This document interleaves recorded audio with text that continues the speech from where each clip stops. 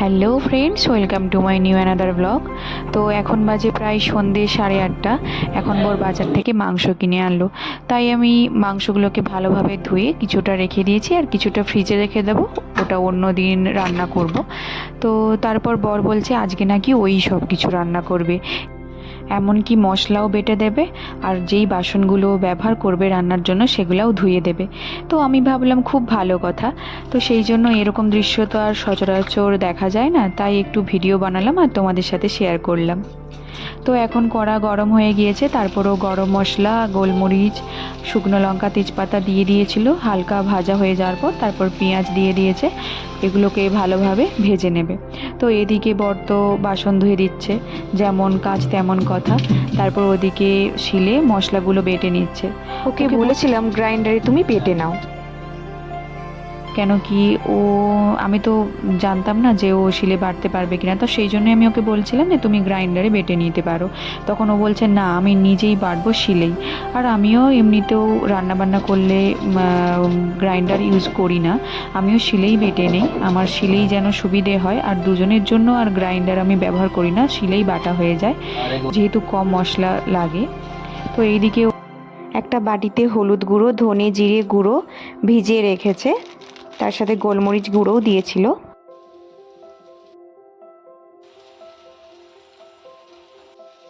তারপর পেঁয়াজটা ভাজা হয়ে গিয়েছে, তারপর চিকেনটা তুলে দিয়েছে। এবার এটাকে ভালোভাবে ভেজে নেবে।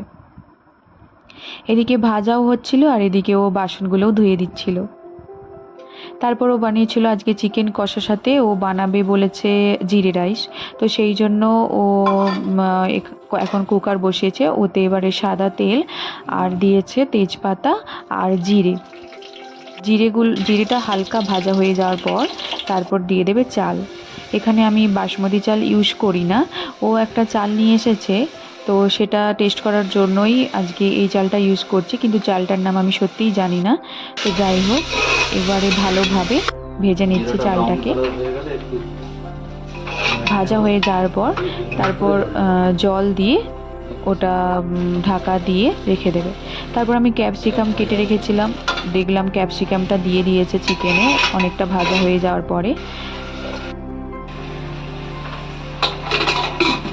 আর হ্যাঁ, ও কিন্তু মাংসটা ভাজা হয়ে যাওয়ার পরে রসুন দিয়েছে, তারপর রসুনটাও খানিকটা ভাজা হয়ে যাওয়ার পরে ক্যাপসিকাম দিয়েছিল।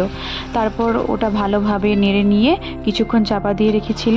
তারপর যে ভিজিয়ে রেখেছিল যেই মশলাগুলোকে সেটা তার উপরে দিয়ে দিয়েছিল।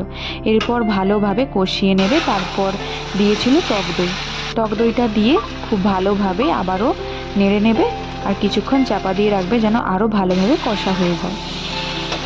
তারপর দিয়ে দিয়েছে গরম মশলার গুঁড়ো, যেটা আমি বাড়িতে বানিয়ে রেখেছিলাম। আর হ্যাঁ, আজকের রান্নাতেও আমি লাল মরিচের গুঁড়ো ইউজ করি না। আমি বলেইছিলাম যে আমি লাল মরিচের গুঁড়ো সবসময় ইউজ করি না, তো সেই জন্য কোনো লাল মরিচ ইউজ করা হয় না। তো এই তো আমার মাংসটা প্রায় কষা হয়ে গিয়েছিল, তারপর একটু হালকা জল দিয়েছে। আর এদিকে জিরা রাইসটাও হয়ে গেছে। এই তো রান্নাটা কমপ্লিট হয়ে গেছে।